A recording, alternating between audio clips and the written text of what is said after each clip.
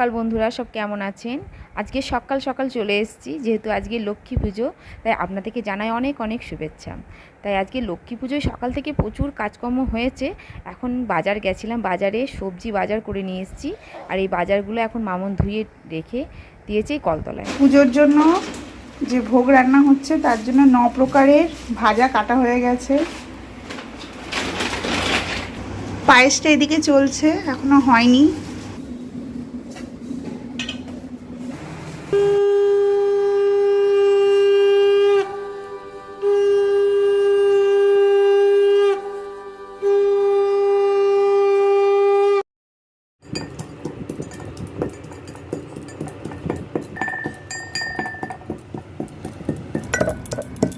আমি গরম মশলা কুটছি।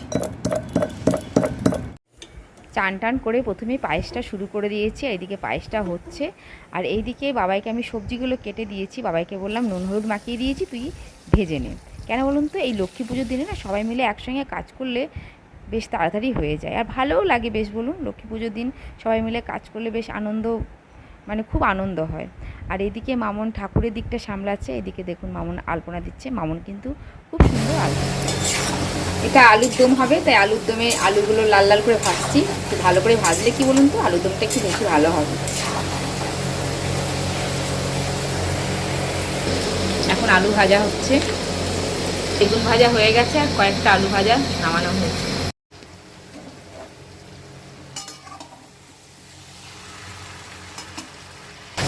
বন্ধুরা, এই যে নিরামিষ আলুদমটা হয়ে গেল, আর কিছুটা আমি এই যে এখানে তুলেছি, আর বাকিটা এখানেই রাখবো।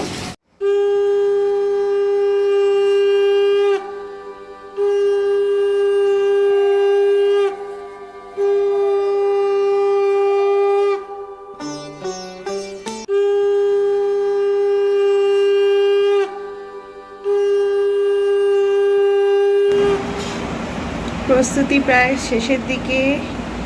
মাকে সাজানো মোটামুটি অলমোস্ট কমপ্লিটই হয়ে গেছে।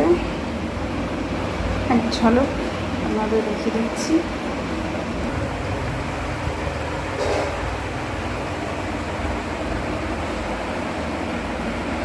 জুঁই ফুলের মালা আমি আর কাকিমা লাগাবো। এই কাকিমা সাজতে বসে গেছে, ব্যাগপত্র নিয়ে, সব জিনিস নিয়ে বসে পড়ে গেছে।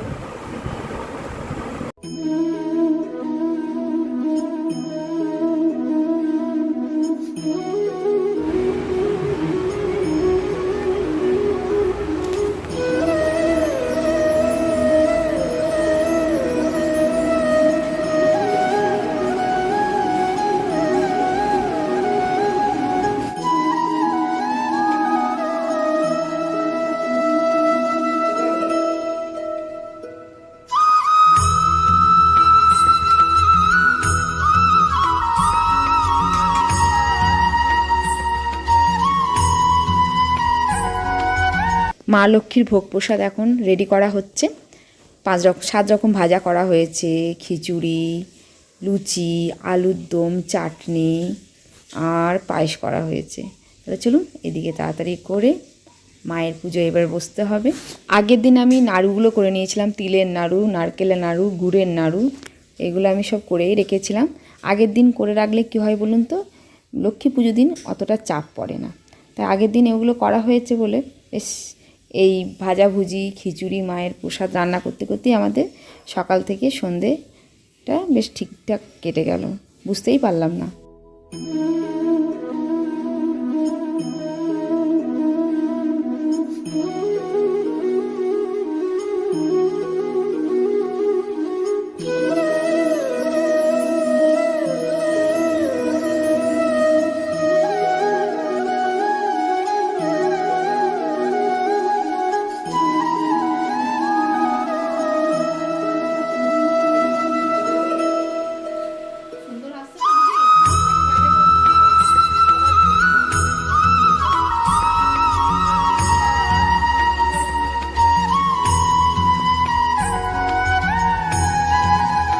দীপ তুলছে